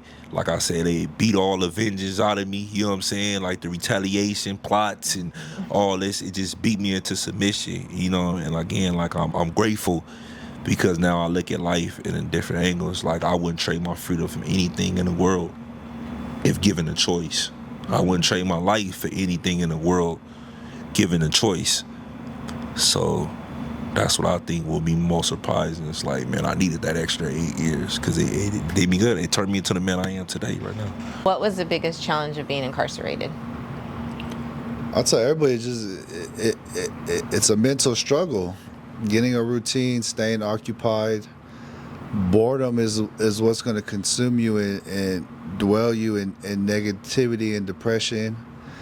When you're so far away from your family that can't visit you, or when you get in trouble so much you can't get visits, not being able to see my kids, that was the biggest thing. I tell everybody, to me, prison isn't scary. It's just a mental battle, and it's going to challenge you mentally. Are you going to be able to persevere through this, better yourself, or are you going to let it consume you and just you're going to drown in your own sorrows? And I feel like I took the time to educate myself, to get better mentally, physically, and I just feel like I had to sit down and do that time because I was just running around just being reckless. And I feel like, it all happened for a reason, and thankfully I only did get the 5 years, and I was able to do the time and better myself and come back. And that's why I'm just so big on just doing everything the right way and just doing it better this time around. I don't want to have this keep going through the same things, and I don't want to keep doing the same stuff that I was doing before. I just want to just be there for my kids and just really overall just be a better person this time. I think my biggest challenges while I was incarcerated, it had to be like never being able to go to home on my original date, like getting out on time, and then another one was not being able to control things that you can't control. Like it seemed like things always happen on the yard or something, You're not going to, you missing out on your canteen because somebody else, or just, it's a lot of things. You missing visits because of, y'all on lockdown and stuff like that. And then I think the most important, like he said, like mental, like when you doing 2 and 3 years in the shoe, 4 years in the shoe, it consumes you. Like, you have to be a strong individual to be in a cell for 2 and 3 years at a time and still stay sane and not lose your mind in there, because it breaks a lot of people down. Like the best of them, I done seen them turn crazy or to do drugs and stuff like that. You know, fortunately I don't do drugs, so I done had nothing to cope, you know, my anxiety and my pain and sometimes my depression. I just had to take it on the chin, you know. But I definitely think that's the most important, like the mental part, because if you lose it up here, you know, it leaves everywhere else. So I would definitely say that, you know, just being able to be mentally strong. But if you exercise your brain though, once you become strong, I promise you, like, it seemed like the whole world opened up, because like certain little things, like even when I was in the shoe, like we never could get no hip hop stations, but you could get the country music, you know what I'm saying? So I'm up in there listening to country music. I'd never listen to country. Songs start sounding good to you. You know, you start knowing it's like I'd never listen. Huh? Were you dancing to it? I don't know about dancing, but you definitely get into it though. You definitely start songs that you wouldn't listen to, or different genres of music. Like you definitely start coming fond of it. Like even to like books. Like I'm a reader, so I love to read. I love to write, and but like I never was into Western books and romance and stuff like that. Different fiction, different type of fiction books and stuff like that. But when you in there in that library that they pushing every, you know what I'm saying, every week come through, and you know, it's like you done read everything on the cart, you start looking elsewhere, like, you know, like, and then like the little small books, like, nah, I need the big one. Start, you know what I'm saying? Like, for real, like, they just give me let me see, because it'll last me to the next week, because they only do the library cart once a week, and you only get 2 books. So if you read too fast, then you just out of luck, or you could trade with somebody on the tier, you know. But it definitely opens your mind to other things, but you gotta definitely be mentally strong. So I think that was my biggest things, my biggest problem that I had up in there. So with that being said, what would you guys say is if somebody's in prison and they're struggling, right, to keep their sanity, keep their mental health, like, what would you guys say is the biggest tool that you can give them, or what tools can you give them to help them through that time? For me, it's hard because a lot of them people don't have nobody. Like, at least me, like, I still had people making sure my books were full, and people accepting the phone calls and sending me books and magazines. So it really sucks for a lot of people. A lot of people don't have no hope. A lot of people don't have nobody. They just really be by themselves. So, like, what can you really tell somebody that don't got nobody? As you know, as harsh and sad that sounds, is just gotta just keep your head up. Hope for the best. Stay occupied, and when you get back outside to the free world, you got to make the best out of your opportunity. I know it's hard. I know it sucks. Fortunately, there is a lot of programs. A lot of places do help felons get jobs and housing and stuff like that. So it really just matters on you and the person if you really want to make the change within yourself. But yeah, you gotta want it. You gotta want it within yourself. My first thing, my advice would be is to find God. Believe in God, whoever your God is, because you got to believe in something. In order for you to keep pushing, like, just like bro just explained right now, a lot of people don't have nobody. And just like he says, like, how could you give hope to the hopeless? Mm-hmm. Faith. You know, that's the biggest thing. Like, for me, it's like, because you got to call on somebody when you can't call on nobody. So my first was just find God, whoever your God is, and believe in that. And the second thing I would say is to find yourself. It's people that's 60 years old that don't even know who they really are. They don't know themselves. You know, and I feel like the faster you know yourself, or you know who you truly are, and then you start to get a better understanding of life. You know, if you think that you still gonna be a basketball, make it to the NBA, a basketball player at 50 years old, like, come on, like, you're not living in reality. That means you don't know yourself. You're not, you know what I'm saying? You're just not living in reality. And a lot of people do those things. So I feel like pray to God, find a God, and get to know yourself.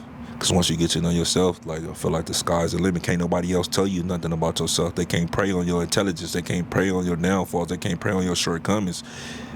And, yeah, I feel that way. Can't nobody just tell you anything. You know what I'm saying? Like, you have a man out here telling a woman, like, you ugly, you dumb, and she's beautiful as ever. Like, you know, when you have low self-esteem or no self-conscious or no self-confidence, then a person can tell you anything. And that's how a lot of us are being led straight. Like he said, they don't have no family. So in prison, it's like more like, nigga, I'm gonna give you this couple soups, but you the torpedo for the court. You know what I'm saying? Like they take advantage of you. And you never want nobody to take advantage of it. Like, yeah, I don't got no people, but I still know my self-worth. Like, I get in this kitchen before I sell, you know what I'm saying, or hustle, whatever I got to do before I allow you to dangle some bag of chips, you know what I'm saying, and some soups over my head. You have me crashing out, you know, so that's why I say. So if you had an opportunity to go back and talk to your younger selves before you got involved with any of this lifestyle, what would you tell yourselves? Buy Bitcoin.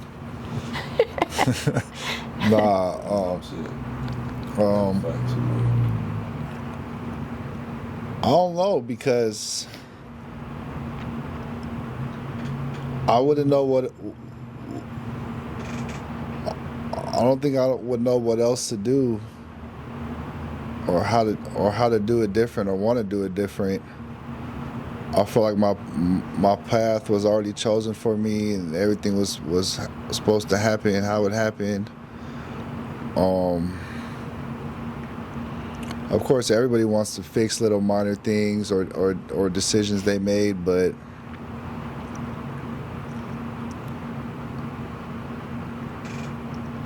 I just think the main thing for me is just better financial decisions. That's the only really thing that I would tell myself. But I feel like overall everything happened how it was supposed to, and it really just made me the person I am today.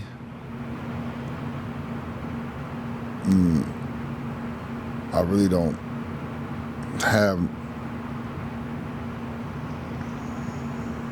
Yeah, I really don't know. That's a good question. I would have to think on that for more, but I think mostly with me, I would just give myself advice on different financial decisions, really. Okay. First thing I probably tell my younger self, that you don't need a gang. If I'm talking a younger SpoetyFace, I tell myself, like, you know what I mean, when I first started off, you don't need a gang to be cool. You don't need a gang to get money. You don't need a gang to get females. You don't need a gang for anything. I would definitely tell myself that, you know what I mean? And I will also tell my younger self that it's all right to be different. It's definitely all right to be different. And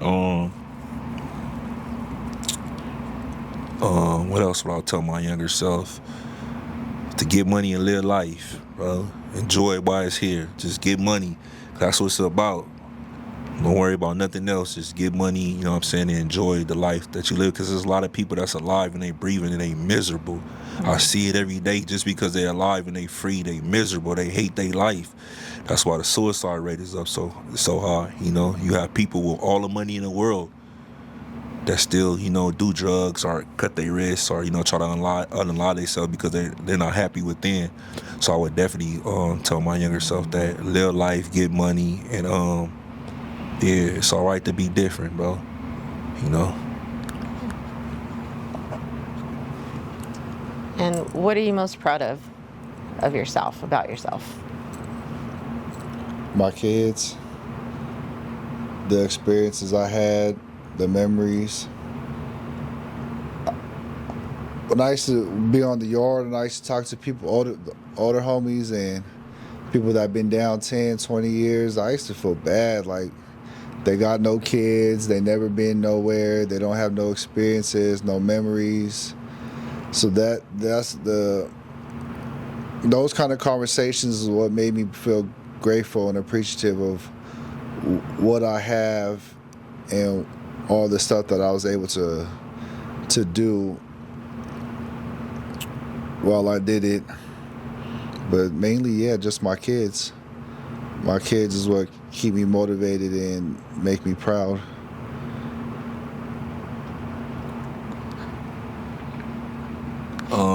The kids is the most obvious for me, but I would have to say, like, with my own doing, I will most for surely say my transition. 1,000% my transition. Because I feel like the man that I become today is nothing that I could have ever imagined. You know, it's one thing to take a life or help destroy life, to then on the other hand help change a life and save a life. And that feeling in itself it's like an undescribable feeling. Like, you know, when you got kids coming up to you that's are adults as well, like, you know, saying like you're an inspiration and you're a motivation, or just by me telling my testimony or them seeing my testimony can you know, them put them on a different path. So I would say for sure 1,000% my transition, because now I could say, instead of extracting from my community and ripping down my community and tearing down other communities, you know, I can help put resources in those communities now and give people hope. You know, and just most of all, just going against the machine. Like, it's a lot of people that don't like what I do. It's not a lot of people that support me what I do, and you know what I stand for. You know, peace, positivity, and unity of my people. You know, but me standing in front of that and standing on all 10 and going against the machine and going against the, you know, the unpopular opinion and not really caring about nobody, what they thinking and how they feeling. You know, I feel like I'm more proud of that than anything. I'm for sure proud of myself, because like, again, it's not a lot of people that's out here doing it. A lot of people care like what other people think about it, you know. But like I said, I would have to say for sure my transition and the smiles and the joy that I bring to these kids out here. So yeah, that's what I'm most proud of today. And what do you both hope that people get out of this conversation that we've had? I just hope it helps. I hope it helps at least one person. I hope it makes a difference for somebody. And I hope that someone was looking for that help or looking for that decision, or that whatever you were looking for, I hope you found it in this video. I understand, you know, mental health is a huge problem in our communities and every community. So I just want to show people that they're not alone. Everybody goes through something. Everybody goes through problems. And I hope that this video can shed some light on that, and it gives people the courage and the opportunity or the chance to make a change, find that help, find what they're looking for. And I just hope that we're able to just shed light on this and just being able to just help the community and help the people out. That's what I hope. I agree with everything he said, but specifically myself, I think I hope it brings a whole lot of awareness, inspiration, and motivation, especially for people that's out here that's hopeless, you know, or feel like they ain't got a plan, or just feel like they trapped, because a lot of times we feel like we trapped in the streets and that's all we got, and that's just not the truth these days, you know. So hopefully this can inspire a lot of people, kids, adults, male, females, or whatever, to start their own podcast, to start having these conversations. Maybe, you know, we have another Rolling 40 and another Hoover, you know, sit down together and maybe this will start something, you know, or just different hoods, period, to show you like, man, we can get money together. We have a lot more in common than we have not in common, you know. We more alike than we then we not alike, you know, and just hopefully, like I said, like it gives people inspiration, and also the people that feel like they don't want to be here any longer, or people don't understand them, or they're not willing to go on camera or just be vulnerable in any way, shape, fashion, or form, whether it's on camera or not. Like, we all got some trauma.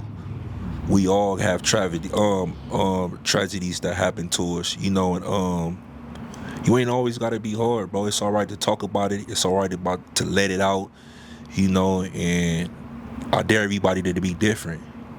Let's not be followers, let's be leaders. You know, do what's best for you. You know, if you feel a certain type of way, stand on it, bro. You know, don't stand behind it, stand in front of it. So that's what I feel, man. I hope for it, man. Like I said, I hope we can continue to have these conversations, and different communities of all walks of life can come together, at least have a conversation, 'cause that's where it starts. You know, so yeah, that's what I hope to get out of it. Well, thank you both for being so open and vulnerable and honest and sharing your experiences and your stories. I appreciate it, and I'm sure everybody else will too. And I am super proud of both of you guys. I mean, just seeing the men you are now and hearing the men you were before, it's amazing to see in front of me. Definitely. I thank you. I appreciate you. Thank you for coming here today and speaking with us. Like I said, I hope that we can inspire and help a lot of people in our community. I'm super grateful and proud we were able to put this together, and I hope it helps and influences and changes and betters people in the community and their outlook on everything, and I hope it helps a lot. Yeah, me too, 1,000%, and I appreciate the appreciation. But again, you had some great questions. You definitely